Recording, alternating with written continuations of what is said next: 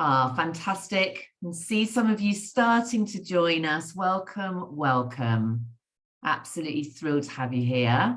We'll give it a couple of minutes just whilst everyone's joining. Say hello. Let us know how you're doing today. It's always really lovely to connect with you and to feel like we know who's on the other side of the screen while we share this space together. So yeah, let us know where you're tuning in from. How's your day going so far? You're joining us from all sorts of different continents and lovely. Hi, Carmel. Lovely to see you here. How are you? Great to be here with you. We are so pleased. Muriel's tuning in from Switzerland, Springfield, Dallas, Nottingham, UK. Oh, we're glad. Names I'm recognizing. How lovely to see everybody. Hello. Absolutely. Fantastic. I love the image of people from all over the world, and it's like a big international party with great friends, and none of us had to cook. It's just awesome. Yeah, absolutely. It doesn't get better than that for me.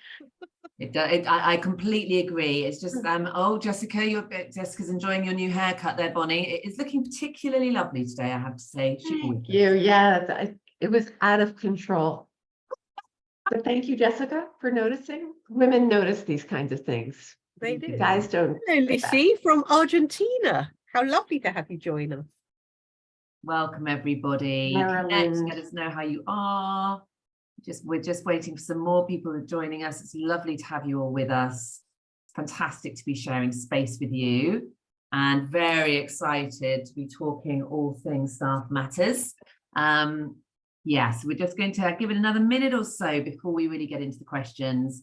I know that you will want to share this recording with as many of your administrative professional friends as possible, because this is going to be a really business critical, personal, career shaping conversation today. And the more that we have these conversations, the more that change is possible, and the more that we can all together shift the needle. And I don't know how many of you have yet read Bonnie's book, and I'll do formal intros in just a second. But it really is, I mean, that word game changer is a bit overused now, but I mean, it's incredible. Absolutely it's incredible. So rich. That's the thing. And we were just saying just before you all joined us that actually we could spend an hour and more at any one of the subjects in the book. Bonnie, hats off to you, really. It's just a real work. It really is. It really is. Well, should we get going? Should we get going? Let's do it. So welcome, whether it's good morning, good afternoon, good evening, because we are an international community. Welcome to this incredibly special session, I have to say, because writing a book is a labor of love. And the passion and the energy and the commitment to making a better future for administrative professionals is poured into this book, Staff Matters. And I have to say, if you haven't got a copy, please grab one. We'll put the link in for you to make sure that you've got a copy of this book, because it is exceptional. And myself, so I'm Lucy. I have had the honor and pleasure of learning from Bonnie and Lucy, two of my absolute heroines over the last 3 years, and their wisdom, their insight, their compassion, and just how much of their lives are dedicated to supporting the administrative profession, for me, is utterly inspirational. And as the founder of CNC Search and 23 years of interviewing EAs, PAs, administrative staff, I know just how much you deliver, the service that you give on a day-to-day basis, and how much still needs to change.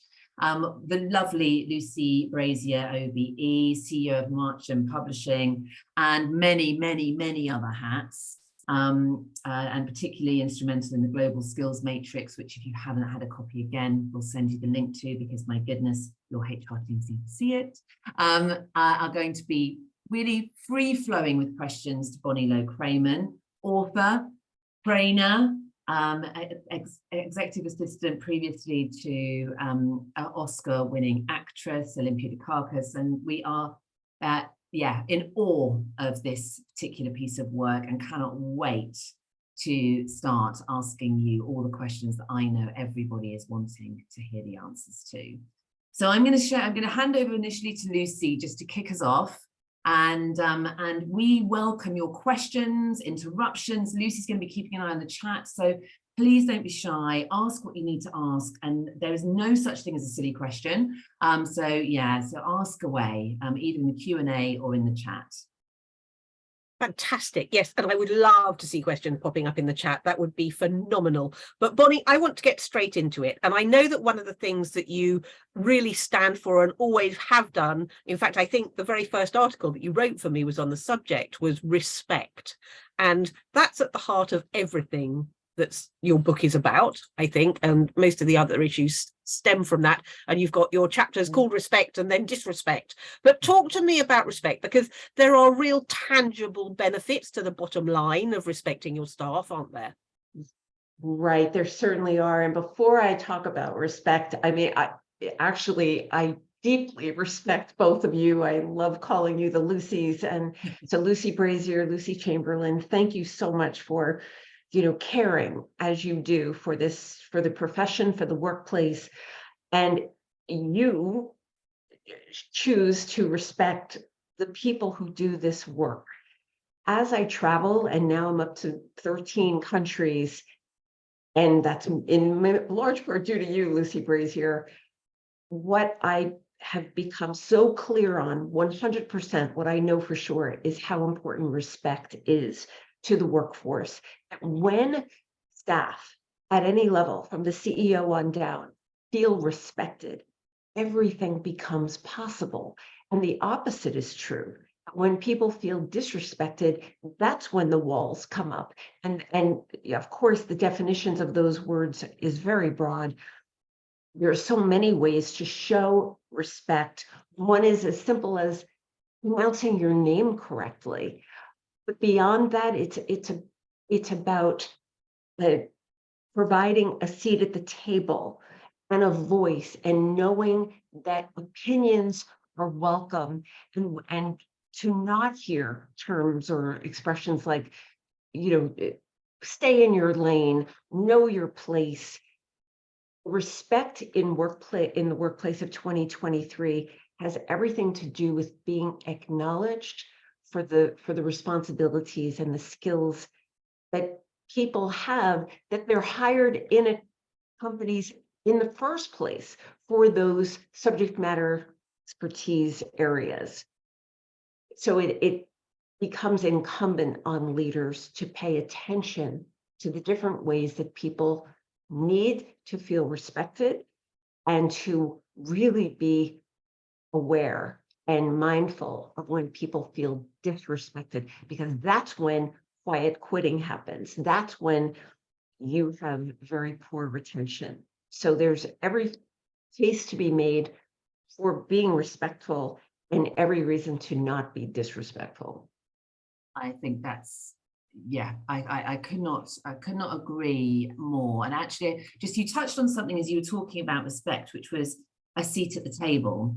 And I was with a very large group of their particular title was executive assistants, who were asking, what does that actually look like in reality? What does, so they were really interested in understanding what a seat at the table was in reality. And I'd love to know your thoughts on what that actually is. Yeah, how do you live and breathe that? And that speaks to having self-respect, having the whole idea that you deserve to be inside those meetings and not sitting on the perimeter, but actually having a literal seat at the table. But having a metaphoric seat at the table means having access to your executive's inbox. It means that when you are sitting in a meeting, that you're supported to raise your hand and say, well, I actually have a concern about that subject. I do have something to add about that. May I share it? To not permit being interrupted, and to say, well, excuse me, I wasn't quite finished with that thought. It means having your literal seat at the table. And if you're not being asked to sit in on a meeting, ask to be there. Because on the back cover of the book, all over the world, we hear the expression how staff are considered the backbone of the company and the right arms to leaders, and you're the eyes and you're the ears and you're the lifeblood and you're the face of the culture. How many body parts can assistants be, for goodness sakes? So of course, if you're the eyes and the ears, it follows. It doesn't really take a leap.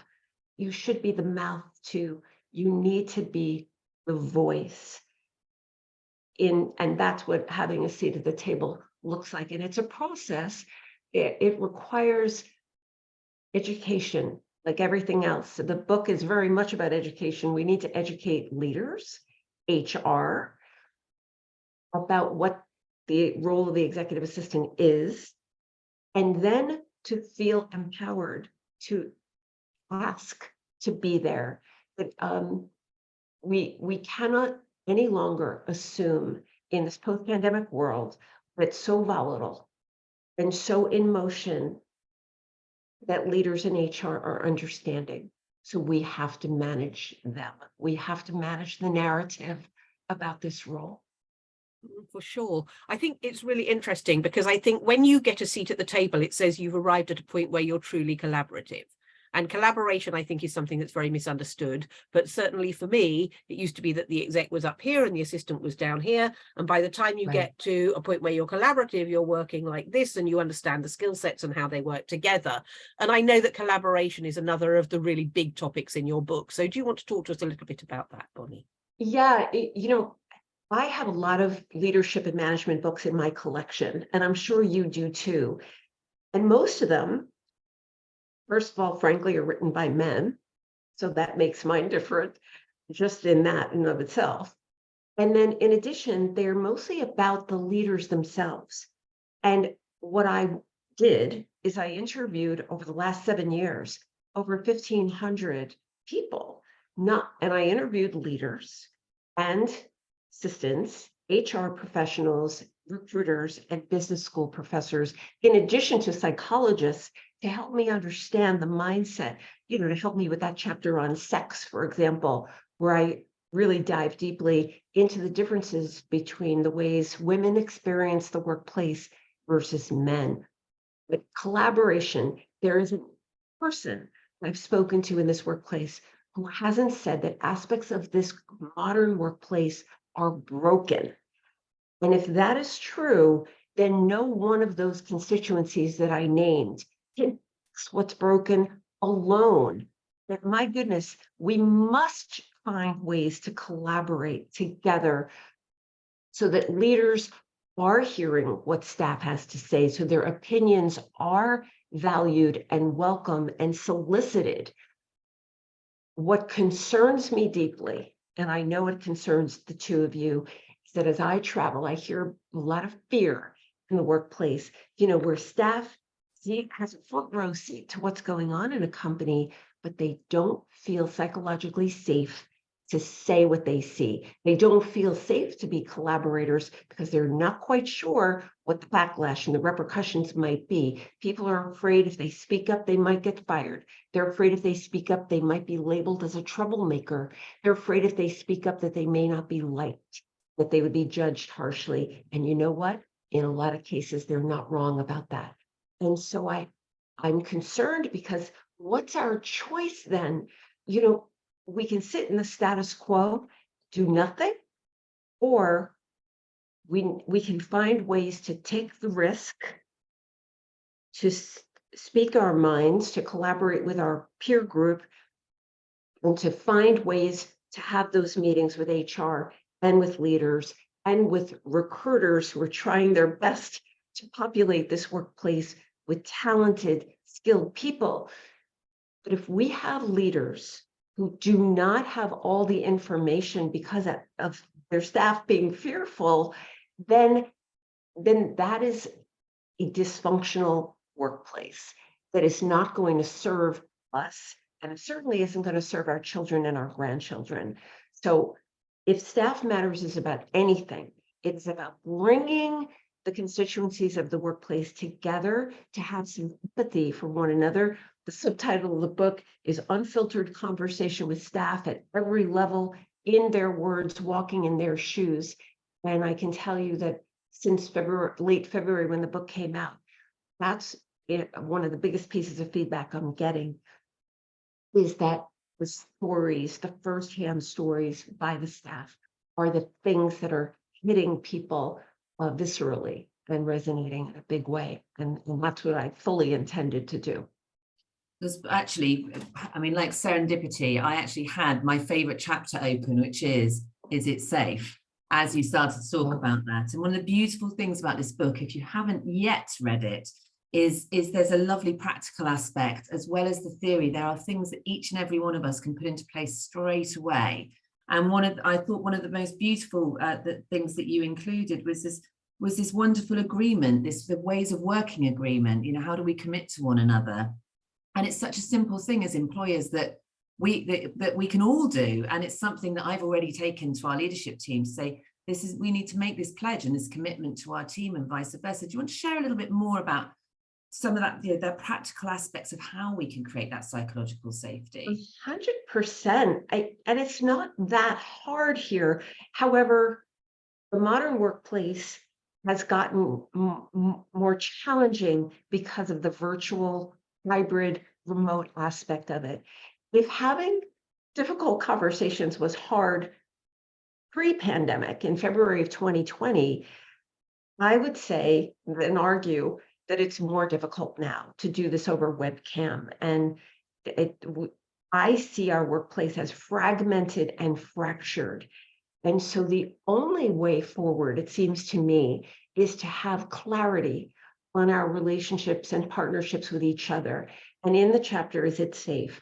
I actually created, an agreement that executives agree to and staff agree to, where we put actual words and language behind our commitment to no bullying and our mutual respect for each other.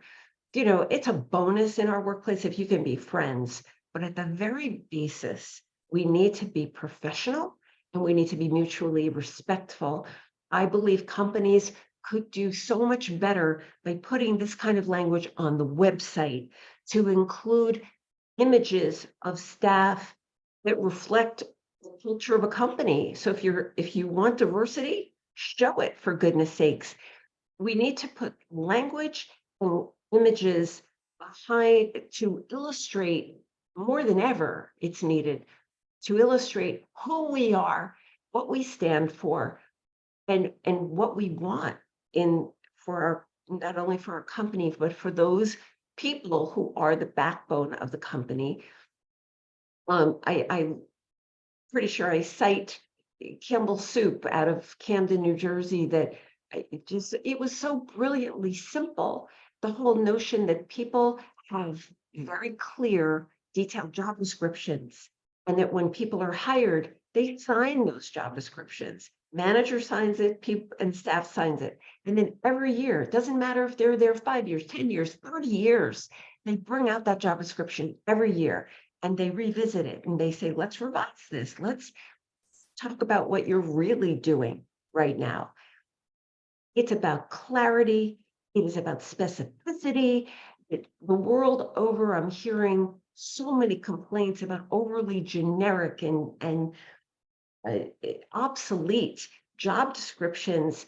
How can we ever move forward unless the people of our workplace are clear about what it is we're expected to do and what is it, and then put language about what is it that we want to do? So that's what the intention was in that chapter, because when people feel safe, they will tell you everything.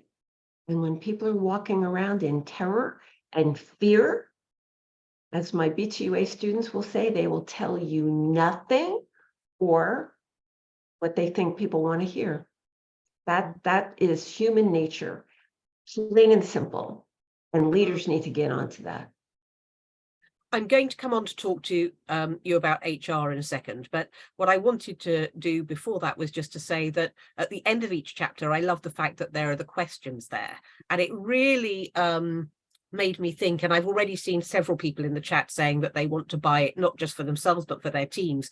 And one thing I did want to say was that this is the perfect book with all those questions in there already to use for a book club. And I know that, Bonnie, you're very happy to, if they are buying them for several members of their team, to maybe do a chat with them about it specifically. Absolutely. So I just wanted to highlight that, because that was what really struck me when I was reading the questions at the end, was this is brilliant. They can just get her in and then ask her the questions. So anyway, let's come back to HR, because I know that HR and assistants are not the best of friends. Let's put it that way.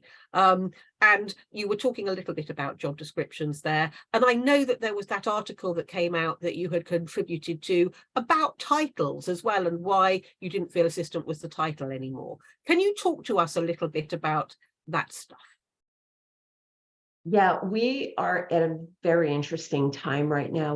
We're in this post-pandemic world where people in different roles are looking at what they're actually doing and asking themselves, does their title really reflect what they do? And in human resources, many HR departments are no longer calling themselves that. They're calling themselves people, about people, people operations, that kind of thing. So they're rethinking their titles. And in the assistant world, we're still suffering from the stigma of the word assistant, and therefore looking for new ways to gain the respect. Titles are a way to have respect from internally in a company and externally in a company. And so titles and job description and compensation.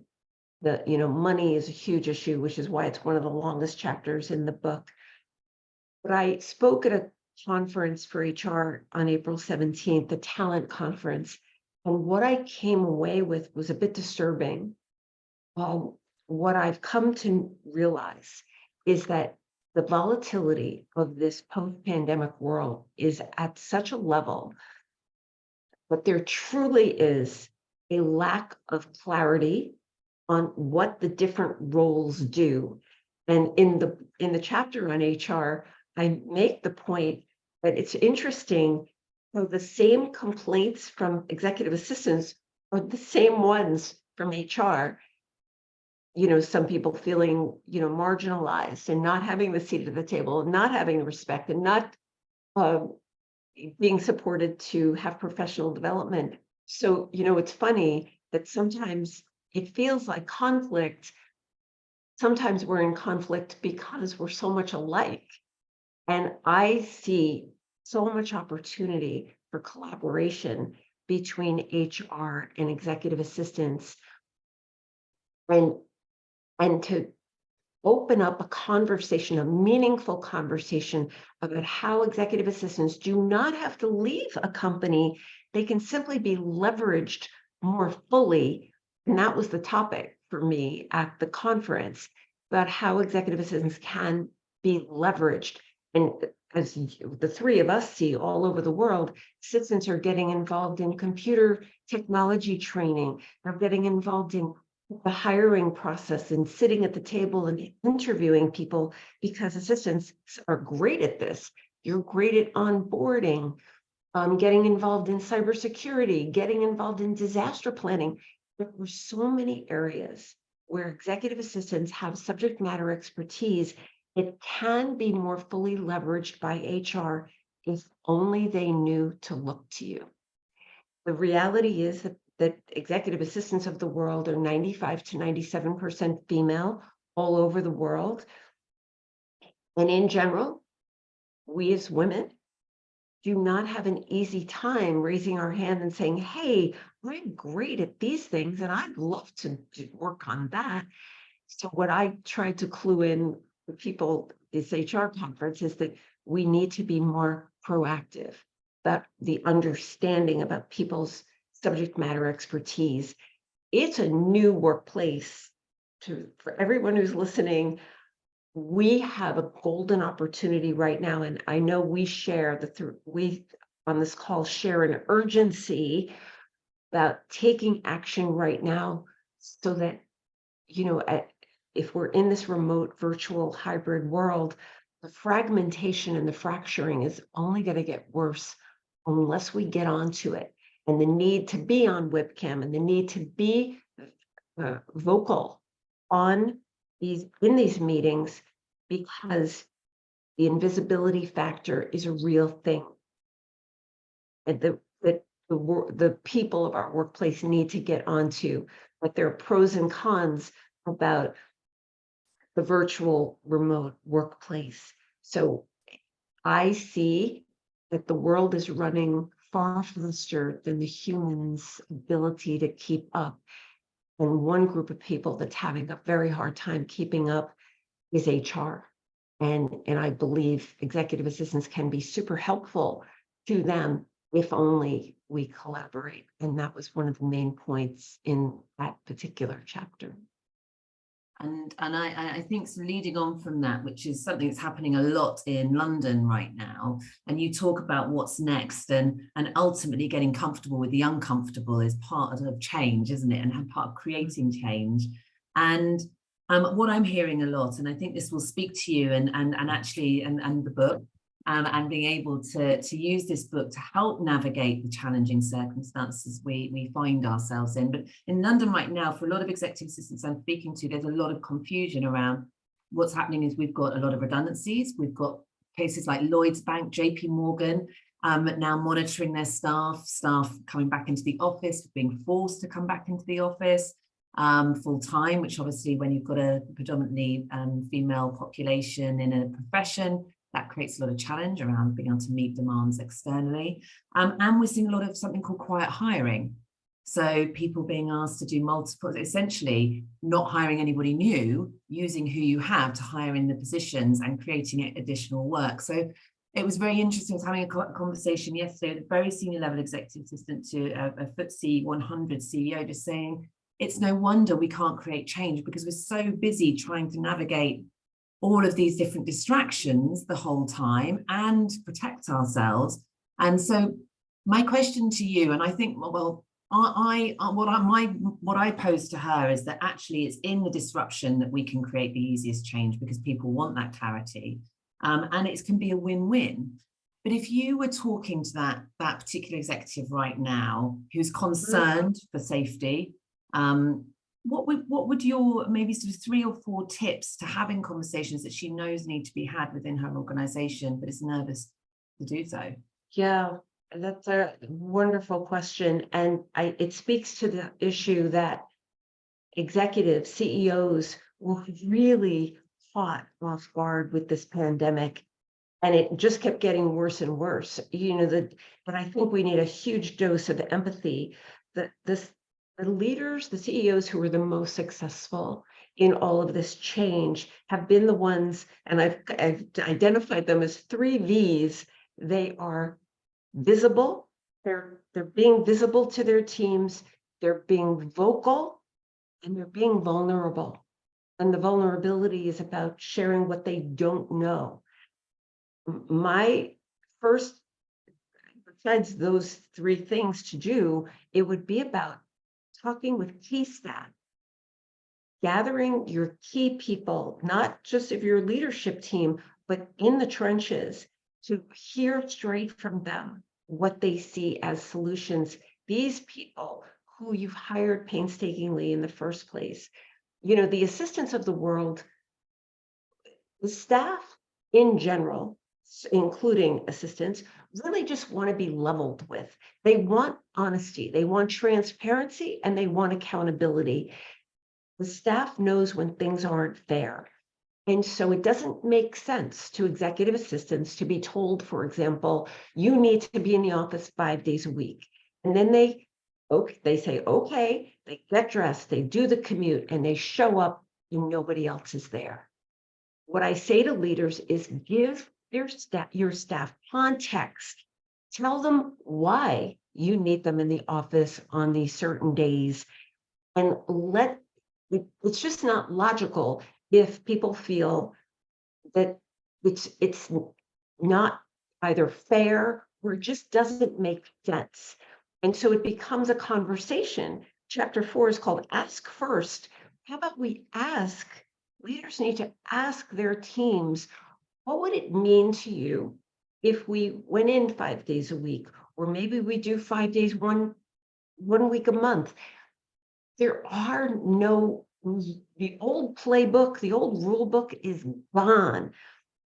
So leaders need to look at this workplace as a new landscape, using current staff to give you important feedback about what will work and what doesn't work, and to offer them context for why decisions are being made.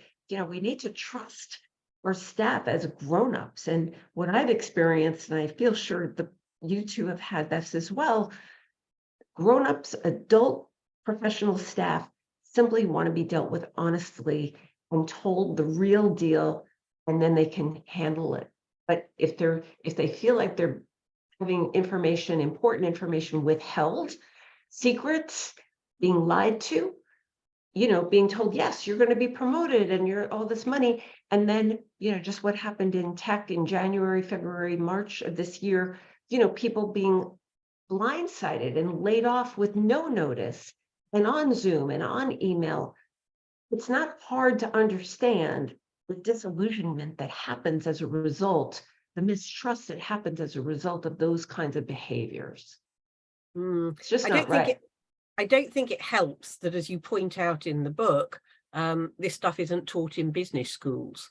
It's I'm always just so astounded by the stats when you share them about how little training the management get in how to look after people. They are given training in how to operate a business, but not how to deal with people. Can you talk to us a little bit about that? It was a huge aha moment for me. I put it right in the introduction and share this story with pretty much at every workshop I give. I've got a lot of Be the Ultimate Assistant alumni on this call right now, so they know what's coming. The Harvard Business Review article from 2012 did a poll of 70,000 leaders around the world to find out the average age that a leader gets their very first training in managing people. And the answer then was 42. And when Jack Zenger and his team repeated the poll in 2021 during the pandemic, the number had gone up to 46. So you don't have to be a math genius to understand that most leaders are out of school more than 20 years before they get their very first training in managing people. And so if there's a disconnect, it's because of lack of education in large part. And that's what we need to fix. And if there's any silver lining in the pandemic, it is that business schools worldwide have had to rethink their curriculum, and they are reworking it because there was no curriculum that had information about how to deal with a workforce that's remote and hybrid and all of that. So fortunately, there are new classes being developed, not fast enough. And Jack Zenger's message to the staff of the world is, it's important that you know that data point about the lack of education among leaders and to act accordingly, essentially manage your managers and understand that you have an important role to fill at your company. And in the confines of that role, every person needs to be a leader in 2023. And that means speaking up to what you see. My belief is it's not just what you do in your job description, but it's what you know and who you know. And those things can be leveraged. And I try very hard in the book to give concrete examples of what that looks like. Yeah, I think that is probably one of the most powerful aspects of this particular book, because ultimately it's a win-win, isn't it? If your desire for an organization to perform better, to be more inclusive, is to share what you know and what you see that could be changed to create that better vision for the future for the organization, it's a win for everybody. So much is often is just around the framing, isn't it? Which is what you also talk about. How do you frame those conversations and how do you approach those conversations, which I think is particularly interesting. And even the part one about leaders' voices, I think for everybody to read that chapter is just, there's the insights in that one chapter is just extraordinary. And what came up, you touch on a massive topic, because ultimately so much of what we see in the administrative profession being sidelined or not included in training or not embracing the global skills matrix or whatever it may be, it's a diversity, equity and inclusion, belonging and accessibility issue. It's not a profession issue, it is a DEI issue. And questions that came up a lot before the talk was actually at both ends of the scales, both the people that are experiencing ageism in the workplace, but also people, I'm hearing a lot, very entry-level assistants are also having, being named as entitled, coming with that generation. So I think we're seeing it in these sort of both aspects, where actually most of that generation just know how to advocate for themselves and say what they're happy to do and not happy to do and what's right and what's wrong, in my experience. So I'd love to understand a little bit more about your take on that in the book and why it matters to you so much. Right. So when you talk about people who feel that there's ageism in play, when you talk about millennials who believe that they're being discriminated against because there's this belief system about them, when you talk about people of different ethnic groups feeling discriminated against and having bias against them, all of that adds up to feeling disrespected for not being able to be truly who they are. And when that happens, oftentimes there are lots of feelings that happen around those issues, which are things like anger and depression and sadness and disillusionment. And that eats up brain space. That's what I try to get to in the book, that when people are feeling those feelings, it is not possible to do great work. If you're worried about money, if that's at the front of your mind, or you're worried about avoiding someone who's bullying you, or you're worried about avoiding the person who is making racially disparaging comments about you, in our class, I try to give really concrete information. One of our students at Be the Ultimate Assistant said that, she has comments said, she's Black, and she about her hair and about, I can't sit behind you because your hair takes up too much room. When those rude, disrespectful comments happen, they preoccupy you. You cannot produce great work. You cannot have high morale. You cannot feel like you belong and that you're respected. And so the leaders need to know this, because this is hurting your company from the inside out to look the other way and permit these kind of behaviors. That's what's wrong with all of it. Does ageism exist? Yes, it does. And the antidote to that is for staff to come to the table with the skills and the talents, and to put them in writing so everyone is clear about what you bring. The thing about millennials really annoys me, because if, I hear it a lot, these millennials are so entitled. And I wonder, where did they get that expectation? How did that happen? That they, looked on the website, they decided to apply for a job at a company. How can they possibly get hired and think they're going to be running things at a year, or that they're going to be making $1 million in a few months? I think the fault is in the hiring people who, where are those expectations coming from? That's why the global skills matrix is so brilliant. We need clarity about, what does it mean to work at our company? Let's understand the culture. Let's understand, this is what you can expect in this first year working at our company. Is that something you can agree to? Is it something you're willing to sign your name to? What's so hard about that? And, let's just be blunt here, about racial discrimination and bias and that it absolutely has no place in our workplace, that the data is clear that a diverse workforce is a more creative, innovative, resourceful one.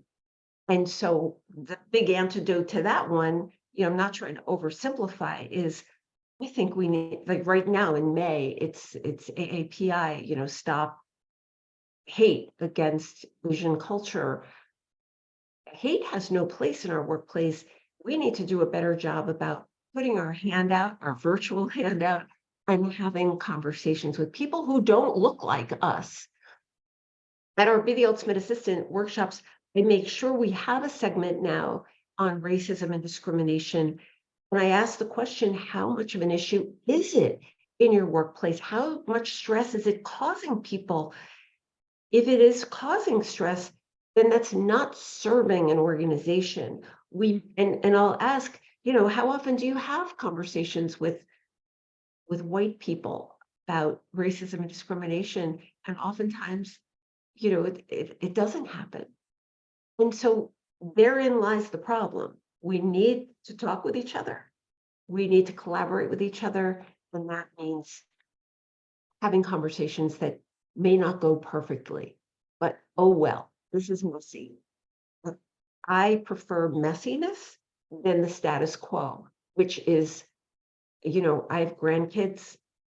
I cannot, this book was written because at some point I'll have to stop talking and the book will do the talking for me. And I know we all have children and grandkids and we want this workplace to be better. And it's not going to be a better workplace unless we can eliminate or at the very least, massively reduce these toxic behaviors which are poisoning companies from the inside out. Unacceptable. I think it's so interesting, Bonnie, and I couldn't agree with you more, but my brain is going to the conversation that we had in New York with Simone White, who wrote that extraordinary article for me on the need for inclusion. And she is a woman, quite clearly. She's also Black, for those of you out there who are not familiar with her.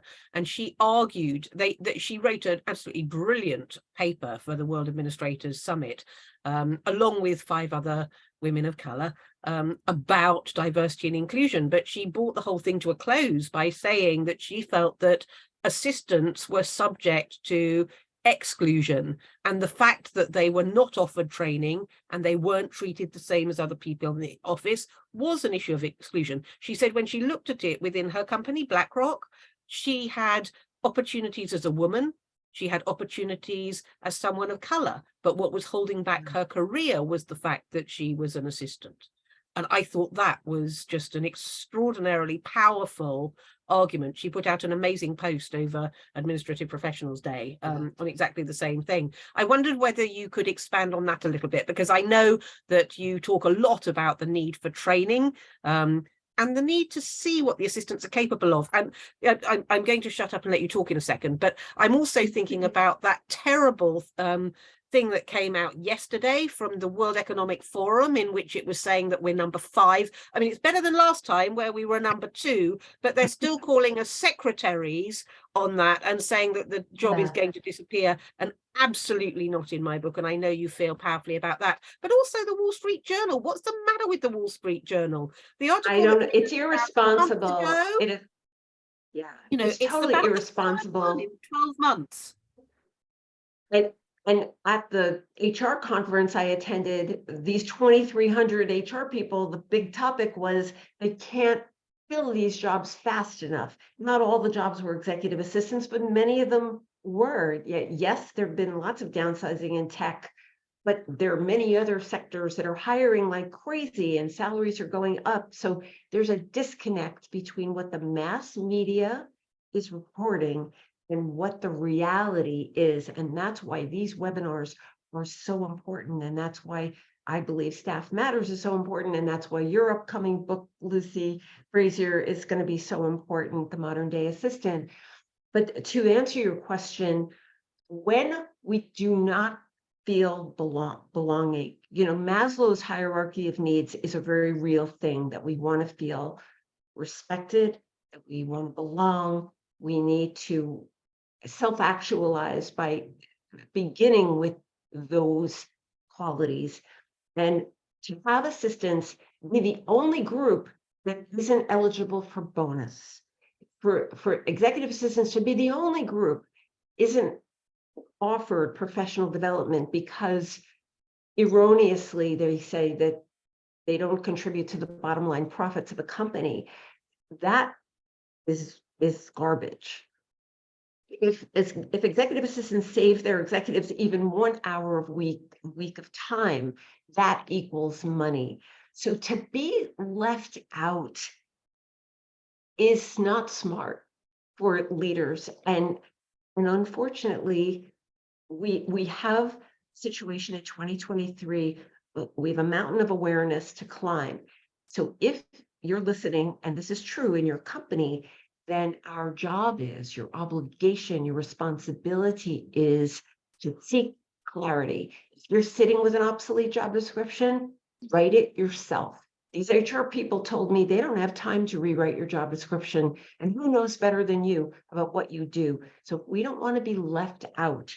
It's about creating a clear, detailed, specific job description, and then taking the risk to gather with your peers and have a conversation with HR. It's not an ultimatum. It's not a threat. It's about a conversation about how do we move forward in a proactive way that's a win-win for everybody. And that means leveraging the role. That means taking a fresh look, job descriptions, titles, compensation, and to bring globalskillsmatrix.com to them. But this is new news. We have such a great opportunity right now. But my friends, it's going to be messy or it gets clean. It's going to be pretty messy. And what I tell executive assistants around the world is the great thing about you is that you're great at cleaning up messes. And we're into the last 15 minutes. So I'm going to ask my very last question. It's a short one, but I think this is the call to action. It's like your manifesto. And I think that the great thing is that the calls to action, the questions, as Lucy said, the tools that we can use, they're all here. And this makes you come across as a strategic assistant. It's it makes you sound like you are connected with company goals, vision, mission, values. So if you are going to have, when you set about this book, were there 3 things that you really hoped everybody that read it took away from it? 2 or 3 things before Lucy shares some of the questions with you. Yes, Lucy, I'm very aware that often staff is suffering in silence because they don't have the words to say. And I was one of those people. I admit it, that I was one of you not having the words to say. And I feel fortunate. I was by Olympia Dukakis's side for 25 years. And I watched her again and again and again say the hard thing. And I got to see what happened at the table when she said the hard thing. And what I saw was this. I saw relief that that's what happens. And so my goal with Staff Matters was to provide the words to say, to give you the actual sentences when you go to HR to ask for a pay evaluation and to have the justification. I see this as a tool. I wanted to give you the words. I wanted to give you the stories. Will give you the empowerment to know that you're not alone in this journey, and that each of us as individuals can take action, that we don't have to feel like we're spitting into the ocean, and that we have this, I think social media is a game changer. And what we're doing right now in this webinar, bringing Belgium and Africa and all these countries together on this call, sharing the same information, I urge you to grab a hold of these ideas. And I heard a great, if you watch the show Ted Lasso at all, I heard this quote the other day: don't fight back, fight forward. Let's fight forward. And you can do it with honey, not vinegar, can't you? You can fight forwards with honey, not vinegar. It doesn't have to be combative. It can be about partnership. Lucy, In my fact, it works expression. better. It works better when it's quiet, calm. Yeah, come with solutions, not with problems. It tends to work better that way, what it's going to do for them as opposed to what necessarily it's going to do for you. Okay, I have a load of questions in the webinar chat and only 15 minutes to do it, so I'm going to leap in. And the first is from Karen, who says, I have a question around recognition. I support a national VP and 4 other VPs, and they're all great people. I go way above and beyond in my work for them, and most nights I'm working until 8 or 9 o'clock at night. But when it comes to Administrative Professionals Day, they never acknowledge the day for me. The same goes for Christmas or birthdays or illnesses, etc. They'll have me send out very expensive gifts for the VPs for various reasons, but they don't recognize their admin, and I find it very hurtful. What would you do or recommend in this instance? And she is the only admin, by the way. It isn't that there's any other admins who could do that for her. And I actually think this feeds into a wider question, which I'm interested in your opinion in as well. So let's answer that one first. But I think, do we think Admin Professionals Day is still valid? And that's an interesting point. Karen, you are not alone in this issue. It is probably a matter of obliviousness and cluelessness as opposed to wanting to punish you or to intentionally want to hurt your feelings. The reality is that people are about themselves, and unless we raise our hand and say, this is my reality, and this is, as of right now, we have Administrative Professionals Day, and that I need you to be aware, HR and leaders, that this is not happening and it's hurtful to me. And even if you've been at the company for 10 years, it's valid. This is a new day to say what's on your mind. And that if it's preoccupying you, I love to ask, on a scale of 1 to 10, how much stress is it causing you? And if you're getting a number that's 6 or above, then that's your message to take some action. You know what, Karen? I don't think you have anything to lose. The relationship will probably change, but good on you to speak up about it. If it's important to you, then it's valid to bring up. And I don't think we're going to turn off Administrative Professionals Day like a light switch. I think we have some work to do first before we let it. We want that whole saying, raises not roses. We want fair compensation. We want global skills matrix in place. And maybe then we do away with the day once, in general, profession is acknowledged. But as of right now, we have a long way to go before I see that happening. Yeah, I would agree with you. I think it's we'd quite like to be acknowledged every day, and I don't see finance professional day or marketing professional day, and I don't like the fact we get patted on the head. But having said that, I do know that a lot of you like being taken to lunch and having flowers and things, and that's always a good thing. I just like to see both things being done properly. Somebody is asking here, Joanna is asking whether there are any plans for your book to be put onto Audible, because they'd like to listen to it on the car, and they've gone away and looked and they can't find it, but they love to listen to it. Yes, right now it's just in soft cover and ebook. And yes, I have a plan this summer to go into the studio, and I want to do it myself. So yeah, but it's 423 pages, so I have to carve out a good amount of time for it. And some money too. Oh, I've got a great question from Lissy. She says, what's your favorite chapter, Bonnie, and why?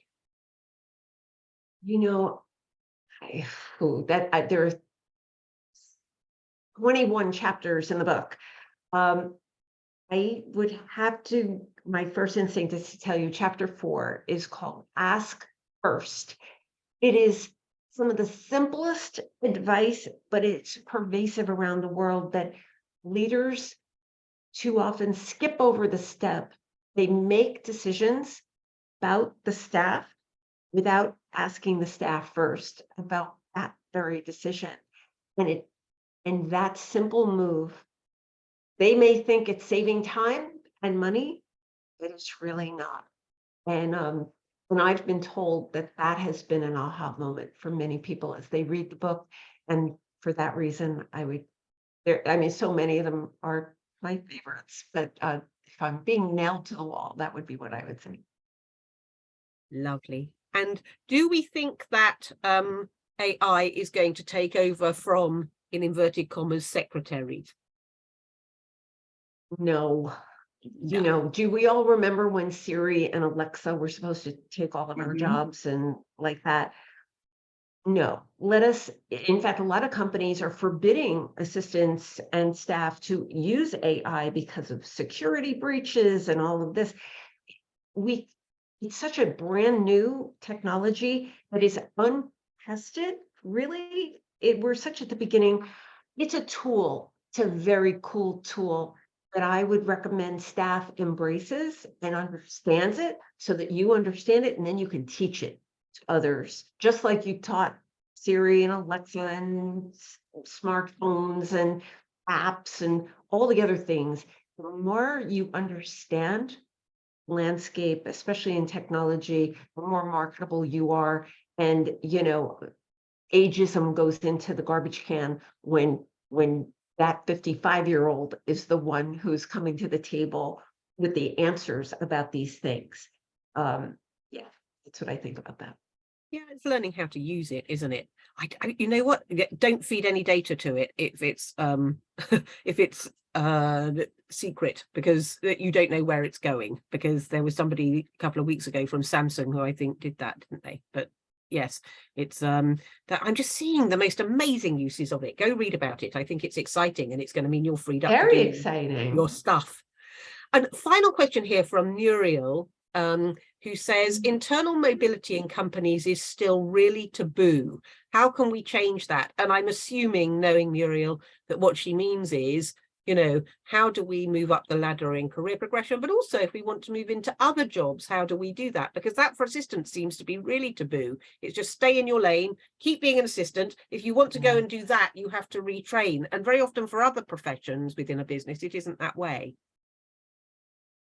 You know, the game changer here is the war for talent, is that companies are having trouble hiring. And so what I urge all staff, and hi Muriel, to do is fill those gaps. Look for where the gaps are, and then see how you yourself can educate yourself, see how you can fill them, raise your hand and say, I'd like to do this. Apply for it. If they say, no, you don't have a degree or whatever, there are new rules in this workplace.